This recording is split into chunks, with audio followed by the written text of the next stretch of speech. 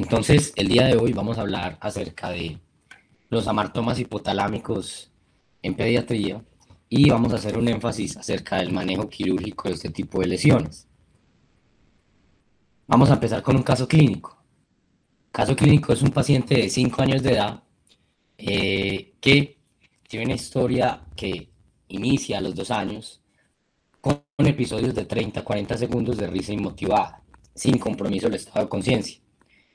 Hacia los 4 años el paciente empieza a debutar con crisis convulsivas tónico-clónicas, por lo cual consultan, le hacen una neuroimagen y le empiezan manejo para la epilepsia. Actualmente, a la edad de 5 años, el paciente está con carbamazepina, levetiracetam y ácido valproico a dosis máximas y persiste con un promedio de 3 crisis al día, entre crisis gelásticas y tónico-clónicas. Adicionalmente, el paciente en el último año ha venido presentando ataques de ira y agresividad con los pares. Al examen físico no tiene ningún tipo de déficit ni anormalidad. Estas imágenes son imágenes de resonancia magnética. No sé si de pronto hay algún residente, compañero de primero o segundo año que quiera describir la lesión.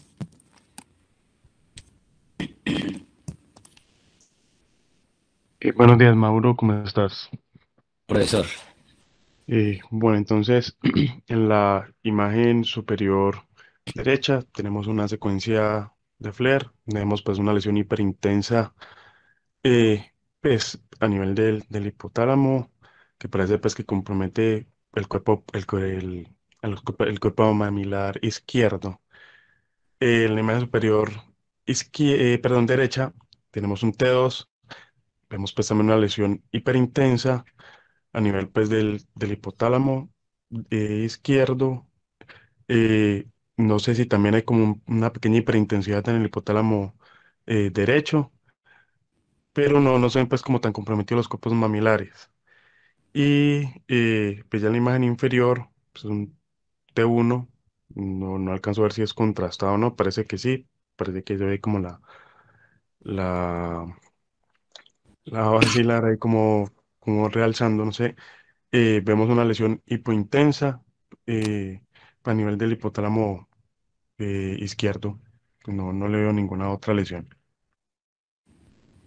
Ok, eso es, así es. Entonces una lesión hiperintensa en FLAIR, hiperintensa en T2, hipointensa en T1 sin captación de contraste, intrahipotalámica en la pared eh, del hipotálamo, ¿sí? El tercer ventrículo, entrando al tercer ventrículo. Esta lesión se interpretó como un amartoma hipotalámico. Entonces, para los profesores y los compañeros asistentes, ¿qué conductas tomarían con este paciente? A este paciente le darían el manejo médico, a este paciente le darían radiocirugía, optarían por un abordaje quirúrgico abierto, un abordaje interhemisférico, un abordaje terrenal, un abordaje translámina, o optarían por un abordaje endoscópico. No sé quién quiera participar.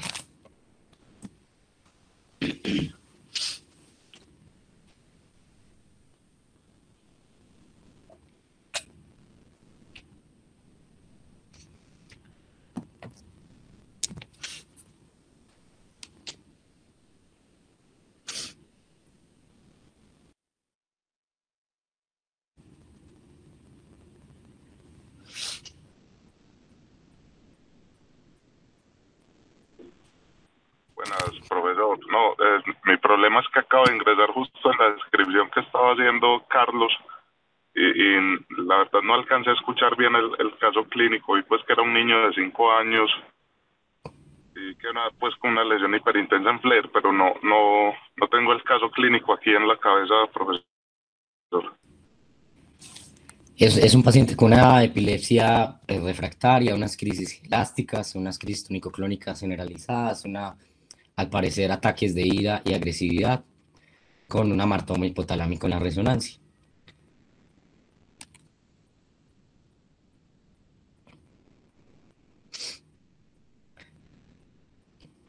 Tenemos múltiples Y opciones.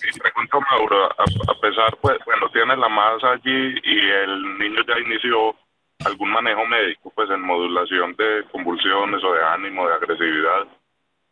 Sí, está en manejo anticonvulsivante con 3 anticonvulsivantes a dosis máximas y persisten las crisis.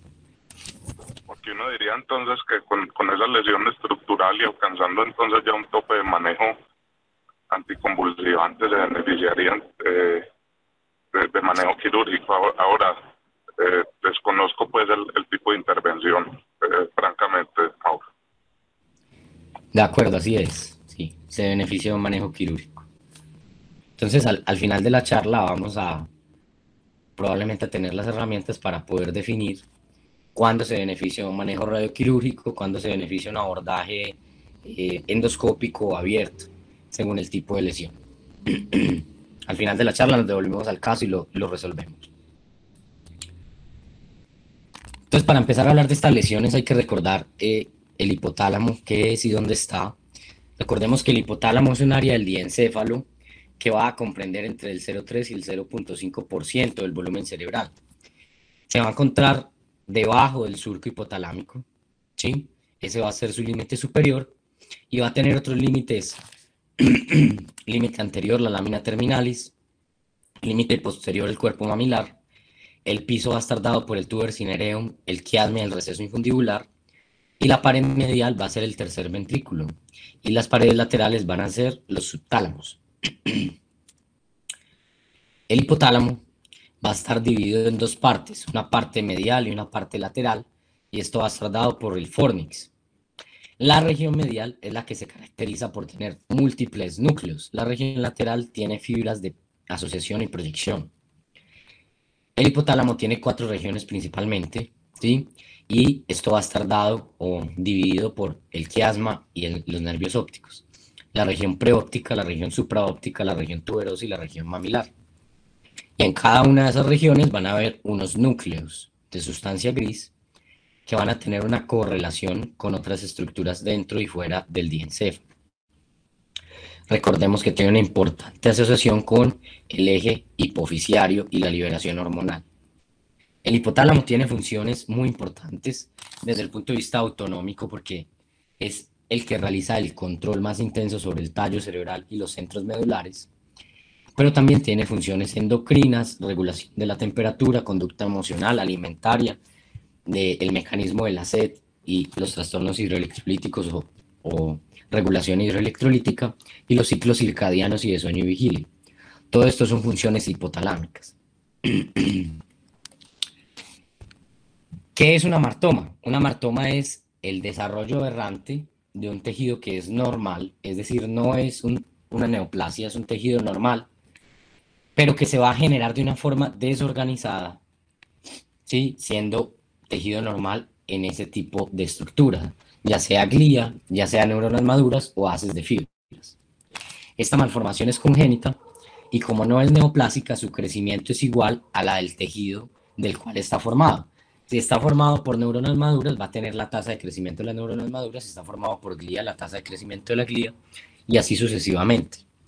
La aparición de la mayoría de los amartomas es esporádica. Sin embargo, puede asociarse a algunos síndromes de malformación congénita múltiple, que es lo más infrecuente. Desde el punto de vista clínico, la epilepsia es lo más frecuente, presentándose en el 95% de los pacientes, y suele iniciar durante el primer año de vida.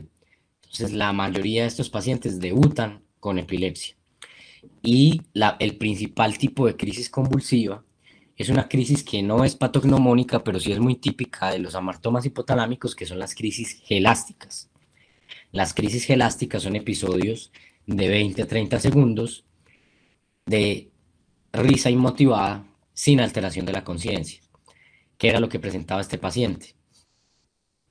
Usualmente estas crisis y las demás crisis, porque los pacientes con amartomas hipotalámicos suelen presentar otro tipo de crisis a lo largo de la evolución de su epilepsia, son resistentes al manejo médico.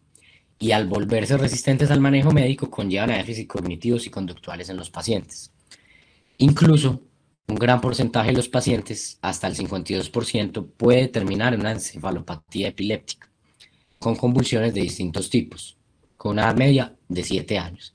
Entonces vemos cómo es un cuadro de epilepsia catastrófica, que inicia muy temprano, con crisis que pueden pasar desapercibidas, como son las crisis gelásticas, pero que hasta la mitad de los casos o más pueden llegar a una encefalopatía epiléptica en corto tiempo. Otra manifestación clínica es la pubertad precoz. Se ha teorizado dos mecanismos. Uno es liberación dentro de las células del amartoma, se puede almacenar hormona liberadora de gonadotrofinas y se puede liberar. Y la otra es por la interferencia de la inhibición hipotalámica a la hipófisis para liberar esta hormona.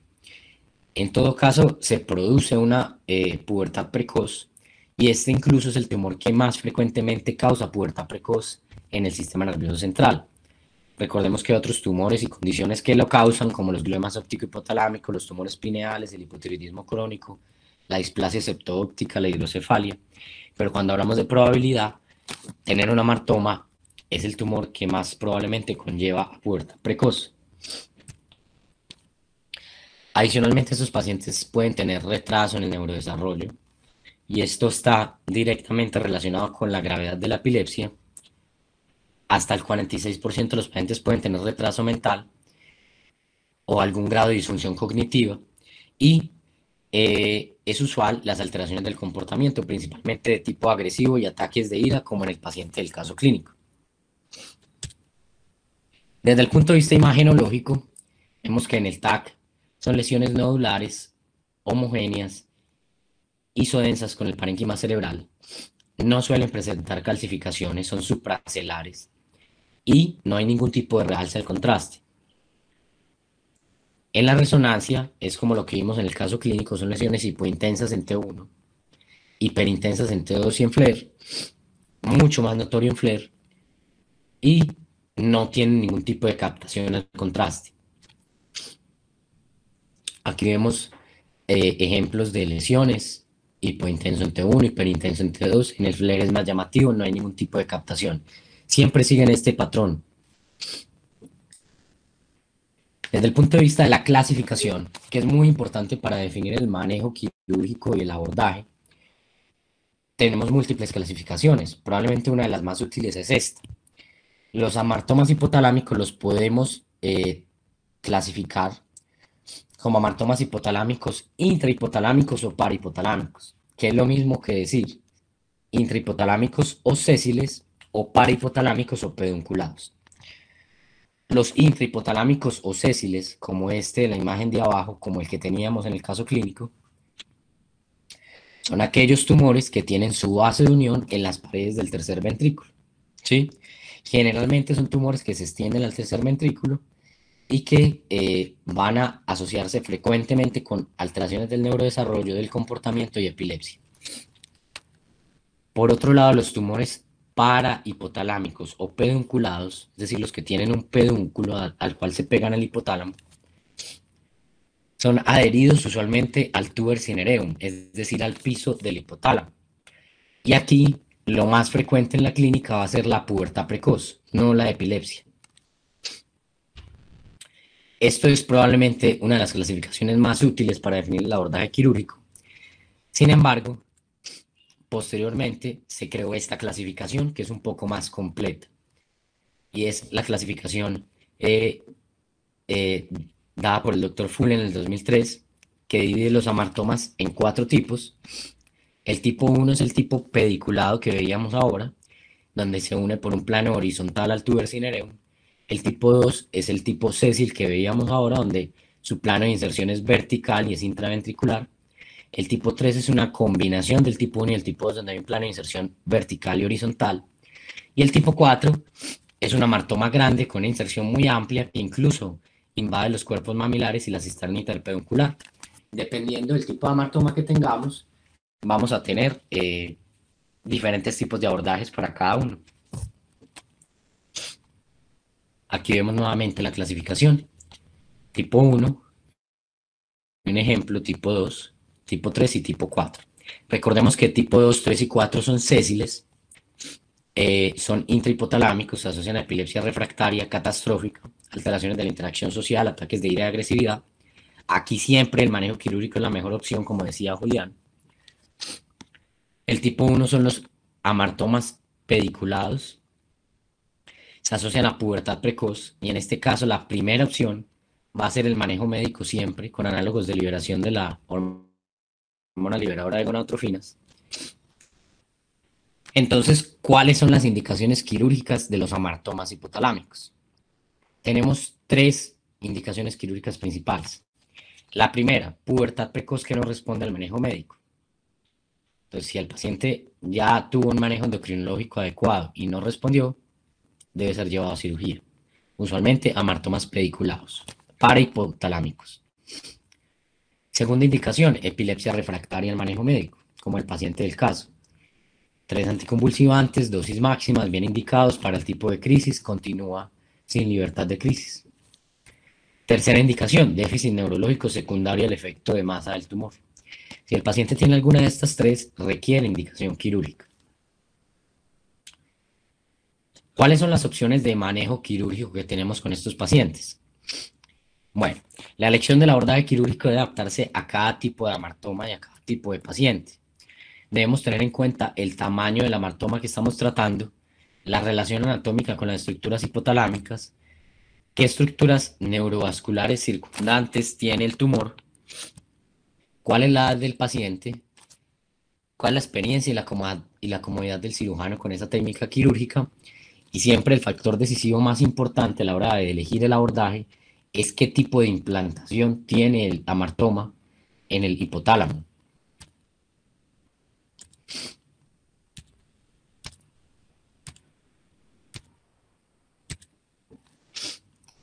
Cuando hablamos de amartomas parahipotalámicos, es decir, de amartomas pediculados, estamos hablando de lesiones que están principalmente afuera del hipotálamo, que tienen una unión al hipotálamo por un pedículo. En este caso, la literatura ha hablado de abordajes principalmente a la base del cráneo, abordajes como el terional, el orbitocigomático o el subfrontal tras lámina terminalis, que como vemos, cada uno tiene ventajas y desventajas. El abordaje terional se ha indicado principalmente para los parahipotalámicos pediculados. Vemos que tiene una tasa de libertad de crisis muy buena, 90%, y que si bien es la ruta más corta para llegar a la lesión, tiene un corredor quirúrgico muy estrecho, porque tenemos que trabajar entre el óptico, entre la carótida o entre la carótida y el tercer par, y se asocia de forma importante a morbilidades significativas, hasta del 50%, como diabetes insípida central, infartos capsulares, parálisis del tercer par. El órbito cigomático se ha recomendado también para algunos tipos de amartomas parahipotalámicos, principalmente los tipo 1, pero vemos cómo tiene una tasa de reducción de crisis y de libertad de crisis baja, y también tiene unas complicaciones importantes desde el punto de vista quirúrgico, que son muy similares al abordaje terional. También se han manejado estos tumores a través de abordajes supraciliares o transciliares subfrontales a través de la lámina terminalis para abordar el componente pediculado y el componente intrahipotalámico. Tiene alguna ventaja con respecto a los otros dos porque puede o permite manejar partes del tumor que están intrahipotalámicas. Sin embargo, es un abordaje complejo que requiere una manipulación vascular importante y tiene un alto riesgo de lesionar los cuerpos mamilares. Perdón.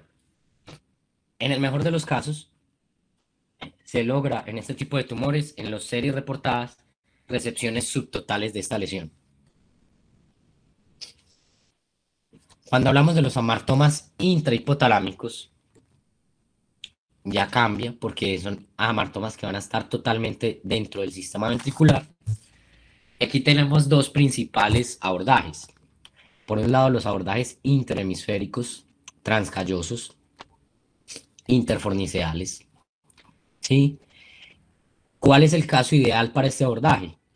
El caso ideal es un paciente joven, entre más pequeño mejor, porque toleran mejor la manipulación del fornix y se recuperan mejor desde el punto de vista cognitivo, con tumores que tienen una inserción bilateral a las paredes del tercer ventrículo, como este tumor que vemos en la imagen, lesiones grandes, mayores de 1 centímetro, que llenan la totalidad del tercer ventrículo.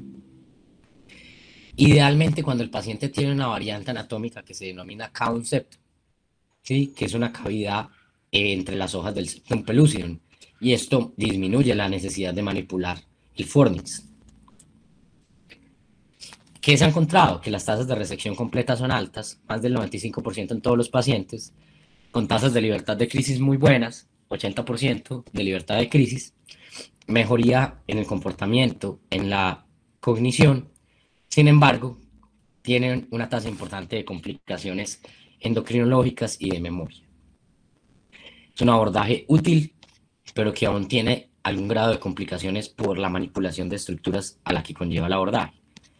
Como dije, la mejor indicación, entre más pequeño el paciente mejor, inserción bilateral del tumor a las paredes ventriculares, tumores grandes, presencia de concepto.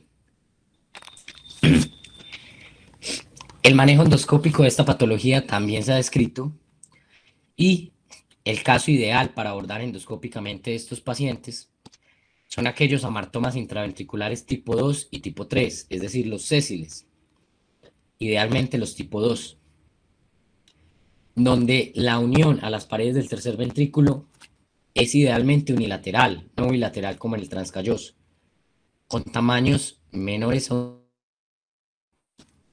y donde haya una separación entre el techo del tercer ventrículo y el amartoma de al menos 6 milímetros para poder realizar una adecuada resección o desconexión. ¿Qué se ha encontrado? Las tasas de libertad de crisis son de aproximadamente el 58% de los casos, y la estancia hospitalaria y las complicaciones endocrinológicas, cognitivas y vasculares son menores que con los abordajes transcallosos.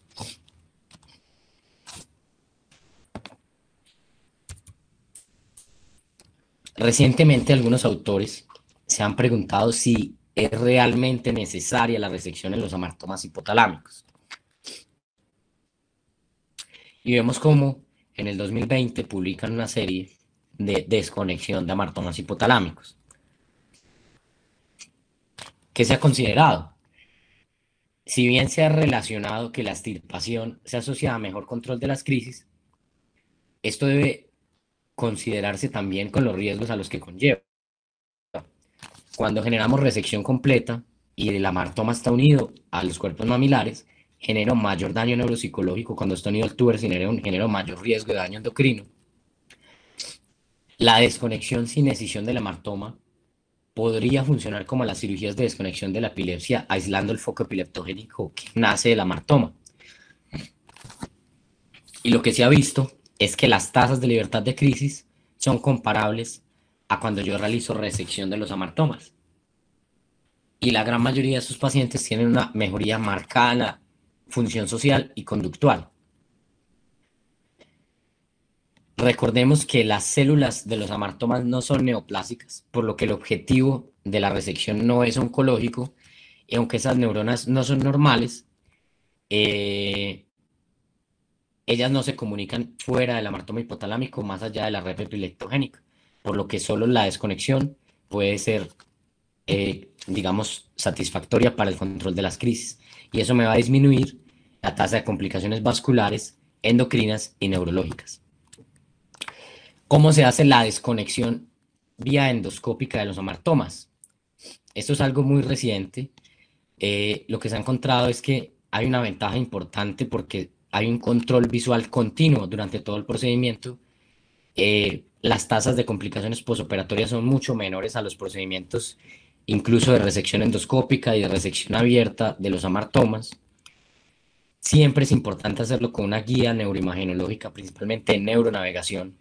La mayoría de estos pacientes no tienen dilatación ventricular, por lo que los abordajes ventriculares e intraventriculares endoscópicos en ocasiones pueden ser difíciles.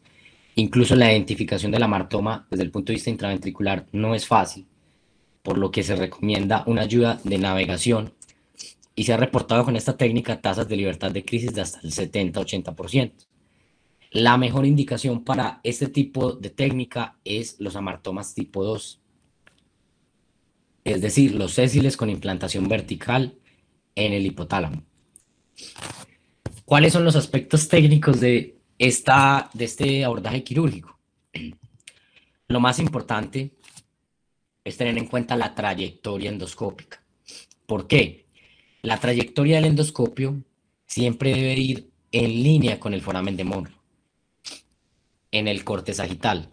¿Qué me asegura esto? Me asegura que yo entre por la mitad del foramen de Monro y que tenga que manipular de una forma mínima las paredes del foramen de Monro a la hora de desconectar las partes más anteriores y posteriores de la martoma sin lesionar el fornix o las venas septal o tálamo estriado. Adicionalmente, la línea endoscópica debe ir con el centro de la martoma para poder abarcar de una forma más fácil los extremos de la martoma. Es importante también que el abordaje endoscópico lo realice desde el punto opuesto, desde ingresando por el ventrículo lateral opuesto a la mayor parte de inserción de la martoma. ¿Por qué es esto? Porque si yo entro por el ventrículo ipsilateral, voy a estar, digamos, con una visión muy limitada de la implantación de la martoma y voy a tener que luxar el fornix y las estructuras intraventriculares para desconectar el amartoma. Entonces, desde el punto de vista coronal, debo ingresar contralateral y desde el punto de vista sagital, debo ingresar alineado con el foramen de Monro. Una vez adentro del sistema ventricular, atravesando el foramen de Monro, en la pared del hipotálamo del tercer ventrículo voy a encontrar el amartoma. El amartoma no siempre se ve tan bien como lo vemos en esta imagen. No siempre tienen un relieve tan importante. En ocasiones son ventrículos pequeños, donde no se aprecia muy bien el amartoma con respecto a otras superficies ventriculares normales de otros núcleos cerebrales. Y aquí voy a ayudarme en la neuronavegación para saber de dónde a dónde va el límite del amartoma. Además, como es una cirugía intraventricular, eso ayuda a que la precisión de la neuronavegación sea óptima porque hay muy poco brain shift. Posteriormente voy a realizar la desconexión. Para la desconexión tengo varias opciones. Puedo realizarlo con electrocoagulación, pues la típica que usamos en la endoscopia, pero también hay otro tipo de implementos tecnológicos como las ondas láser. Y lo que yo voy a intentar es realizar una desconexión del amartoma en toda su línea de implantación vertical con la pared del tercer ventrículo. Yo debo tener muy claro desde el punto de vista prequirúrgico en las imágenes cuál es la profundidad de ese amartoma, porque no quiero lesionar las estructuras del hipotálamo medial, el tercer par, lesiones vasculares, lesiones de la vía visual. Entonces debo tener muy claro cuál es la profundidad. Después de yo hacer un paso lineal por toda la superficie del amartoma y su interfaz entre el hipotálamo y el amartoma, se recomienda con el farti más pequeño, el verde, entrar en la hendidura e inflar el balón para generar una separación adicional entre el amartoma y el hipotálamo, al menos 2 a 3 veces por 8 segundos entre las partes posteriores, medias y anteriores del amartoma, con el fin de generar una mayor desconexión. Posterior a realizar esto, bueno, en ocasiones el amartoma se despega del todo y se logra una resección, o en otras ocasiones no. Se verifica la hemostasia, si hay algún punto sangrante, se realiza una irrigación extensa y se retira el endoscopio. En general, el esquema de los abordajes quirúrgicos es este. Si tengo amartomas parahipotalámicos o pediculados, puedo utilizar abordajes supraorbitarios, orbitocigomáticos, terionales, subfrontales. Cuando tengo amartomas intrahipotalámicos, los abordajes transcallosos interforniceales o los abordajes endoscópicos son los preferidos. Recordemos que ya el paradigma en los amartomas está cambiando, ya no hablamos solo de resección, la desconexión tiene unas ventajas y una efectividad muy similar a la resección y menos tasa de complicaciones. Tenemos otras tecnologías, tenemos la radiocirugía estereotáxica. ¿Qué ha pasado con la radiocirugía? La libertad de crisis no ha sido tan buena, ha sido aproximadamente el 37%. El 22% de los casos tiene una reducción del número de crisis y los mejores resultados se van a obtener con amartomas tipo 2 pequeños, que como vemos se manejan bien por endoscopio. La comorbilidad psiquiátrica, la agresividad, el trastorno del comportamiento se modula hasta en el 28% de los casos, pero hasta el 60% de los casos va a requerir un segundo tratamiento. También tiene reacciones adversas. El más importante es el empeoramiento de las convulsiones de forma transitoria. Es por eso que la radiocirugía estereotáxica no se puede ofrecer en un paciente que tenga una epilepsia refractaria y severa, porque la gran mayoría de los pacientes empeoran transitoriamente de las crisis. Por ejemplo, en este caso que mostramos al inicio, no era una buena opción la radiocirugía. ¿Cuál es el caso ideal para la radiocirugía? Lesiones pequeñas, pacientes adolescentes o adultos con una buena función cognitiva, donde el cuadro clínico del paciente no tiene una epilepsia catastrófica, no tiene una epilepsia severa, el paciente está estable y tiene una epilepsia leve o moderada, y que es un mal candidato quirúrgico, se puede someter a radiocirugía. También se ha descrito las terapias intersticiales con láser, guiadas por endoscopia, guiadas por estereotaxia. Vemos que la libertad de crisis es variable entre el 15 y 60% de los casos según el tipo de lesión. La mejor respuesta se va a obtener con las crisis gelásticas de esta patología, pero nuevamente hasta el 20% de los casos pueden requerir otros tratamientos y las tasas de complicaciones pueden ser hasta el 30%. Complicaciones como hipotiroidismo, pérdida de memoria, aumento de peso. Otros manejos, DBS. No hay evidencia de utilidad de la estimulación cerebral. Se ha intentado en el tracto mamilotalámico, se ha intentado en el mismo amartoma. Esto no ha mejorado la epilepsia de los pacientes, ni ha mejorado la función cognitiva o la función social de los pacientes. BNS. Se ha intentado de forma paliativa en pacientes que no son candidatos quirúrgicos para control de la epilepsia. Sin embargo, no ha sido efectivo en el control de las crisis gelásticas. Como vemos aquí hay algunos pros y contras de los abordajes quirúrgicos, de la cirugía ya sea abierta o endoscópica. Tenemos la ventaja de la visualización directa, pero desventajas de las morbilidades, de la manipulación hipotalámica, de la disfunción endocrina, alteraciones de memoria. ¿Sí? Tenemos la radiocirugía estereotáxica. La ventaja no es invasiva, la desventaja es que el beneficio es tardío. Incluso empeoran la gran mayoría a corto plazo. Tenemos el potencial de la lesión radioinducida, de la terapia intersticial con láser, pues es tiene menos complicaciones que la radiocirugía. Sin embargo, y tiene beneficio inmediato, sin embargo, tiene alto costo. Recordemos que el DBS y el BNS no sirven en estos pacientes. Cuando vemos los diferentes tipos de abordajes quirúrgicos y comparamos la tasa de control de epilepsia con la tasa de disminución de crisis y la tasa de complicaciones, vemos que el mejor perfil en este momento lo está dando la resección o la desconexión endoscópica, ya sea con termocoagulación o láser. Una tasa de control de crisis del 70-80%, reducción en el 70% restante y complicaciones del 8%, con un número de pacientes importante. ¿Cuáles son las conclusiones del tema? Los amartomas hipotalámicos son lesiones benignas histológicamente, pero que tienen un comportamiento maligno. ¿Por qué?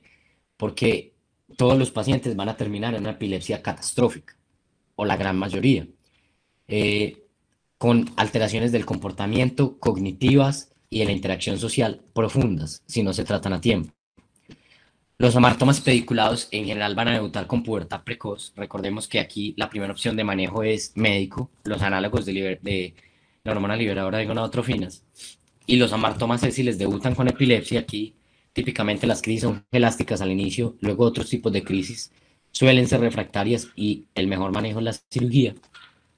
El abordaje quirúrgico va a depender principalmente de si tratamos un amartoma intrahipotalámico o parahipotalámico, y las técnicas recientes de desconexión, principalmente por vía endoscópica, tienen un buen control de las crisis con bajas tasas de complicaciones postoperatorias. Si nos devolvemos al paciente del caso clínico, vemos que es un paciente, como decíamos, de 5 años, que inicia con una epilepsia a los 2 años, que ya presenta otro tipo de crisis, que tiene una epilepsia refractaria, que tiene trastornos de conducta dado por ataques de ira y agresividad, y que tiene un amartoma tipo 2 de la clasificación de Fullen, un amartoma intrahipotalámico pequeño, que tiene una adherencia a una sola pared ventricular, no a las dos, que es, digamos, en este caso perfecto para un abordaje endoscópico intraventricular, guiado por neuronavegación, para intentar realizar una cirugía de desconexión. No sé, esto es lo que traíamos para hoy. Si algún profesor tenga algún comentario, muchísimas gracias. Gracias, Mauro. Eh, pues yo no sé, yo tengo como principio que el hipotálamo no se toca. En alguna oportunidad me puse a operar una martoma de estos y, y es muy difícil porque eso es igual al cerebro. Entonces, no sé, me da mucho temor operar un paciente de estos. Me gustaría saber la experiencia que tenga Eduardo, pero como el que mostraste que con endoscopia que dijiste que se veía muy bien, pues se veía un bulto que uno no sabe si son los cuerpos mamilares. Entonces, eh, una zona tan sensible, yo creo que es más la posibilidad de hacer un daño que un beneficio. Pero quiero ir a Eduardo, que seguramente tiene más experiencia que yo. Hola, buenos días. Pues tampoco es mucha, han sido 3 en 10 años, es poca. Pero creo que me he movido como en la evolución de lo que habló Mauro, entre quirúrgico abierto y quirúrgico endoscópico, y creo que el mejor resultado sí fue endoscópico, precisamente por lo que estás diciendo, Nacho. Cuando uno entra al ventrículo, el amartoma también está cubierto del epéndima. Entonces uno no sabe cuál es amartoma, cuál es epéndima, cuál es cuerpo mamilar, o sea, realmente es muy difícil. Para eso es tan importante lo de la neuronavegación. La neuronavegación con endoscopia, como tiene tampoco brain chip, da esa oportunidad de saber exactamente dónde está para uno no perderse dentro del ventrículo, porque bien decía Mauro en la presentación, que entre otras cosas muy buena la presentación, Mauro, te felicito. Uno se pierde por el epéndima con un ventrículo pequeño, entonces la posibilidad de errar es muy alta. Entonces uno tiene que entrar con todas las herramientas necesarias para que lo guíe a uno precisamente en la ubicación y precisamente desde que se decidió simplemente la conexión, uno lo que tiene que ver es el borde, el surco superior para hacer una desconexión de 180 grados, o sea, uno toma el borde anterior y termina el borde posterior, no se tiene que meter por inferior y lo intenta despegar así como dijo Mauro con el Fogarty o con la pinza de biopsia. Y con eso es suficiente la desconexión. Las primera, la primera que yo hice la hice abierta y pues y sin neuronavegador me perdí, claramente me perdí porque no se ve nada y logré la desconexión porque después de mucho insistir, encontré como el borde superior y lo que hice fue simplemente hacer la desconexión sin intentar sacarlo. Los otros dos sí los hicimos endoscópicos con neuronavegación y el resultado fue realmente muy bueno. Uno fue un adolescente de 11 años que llevaba desde los 8 convulsionando y el otro fue eh, un niño también pequeño. Entonces, definitivamente estoy de acuerdo con el último artículo que mostró Mauro, el de simplemente hacer desconexión endoscópica, que la mejor opción sí es el tipo 2 y el 3, inclusive es mejor el 2 que el 3, porque es más pequeño, entonces uno logra ver bien los bordes dentro del ventrículo y logra mejor una desconexión en el borde, el borde superior, pues en los 180 grados superiores. Eh, el intratalámico, el intrahipotalámico, me parece que es, si el 2 es difícil, el 1 debe ser mucho más difícil. Eh, entonces creo que las indicaciones y lo que dijo Mauro es perfectamente pertinente y pienso que el endoscopio, más que el microscopio, deja ver directamente el amartoma, más por la cercanía que uno puede con el endoscopio llegar donde él y lograr ver el bultico que se sale por encima del cuerpo mamilar y se pega a la pared del tercero. Deja ver ese borde anatómico que le permite a uno hacer la desconexión, ¿no es cierto? Pero sí es fundamental la neuronavegación para que lo lleve a uno y en lo que, porque muchas veces lo que uno cree no es, entonces la neuronavegación precisamente lo saca uno de la duda, de que si lo que uno cree es.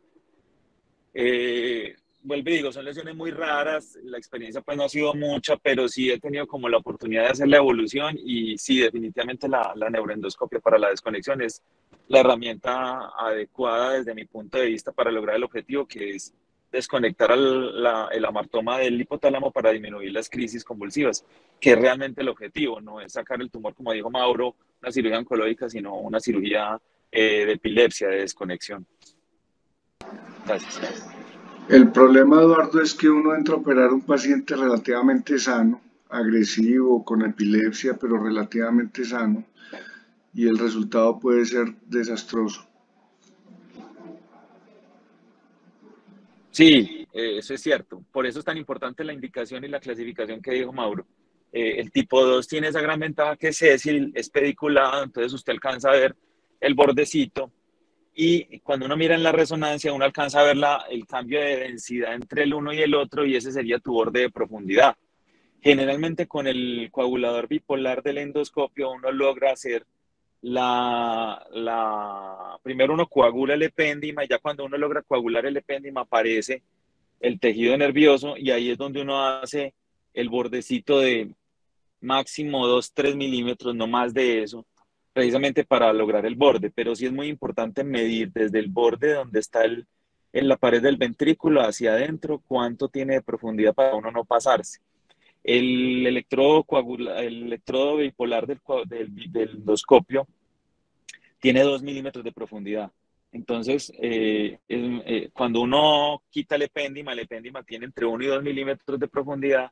Uno más o menos calcula que después de ese borde del ependimario, 2 milímetros más y no se profundiza más, que es la ventaja que te deja el endoscopio, ¿no es cierto? El endoscopio te deja tener esa capacidad de saber la profundidad de lo que estás coagulando y el diámetro, y el diámetro de cada instrumento. Entonces uno puede ser un poco más preciso al intentar hacer la desconexión, porque sabes que la cabeza del bipolar del endoscopio son 2 milímetros, entonces ya sabe que su profundidad, si cabe todo, son 2 milímetros, y uno no se profundiza más.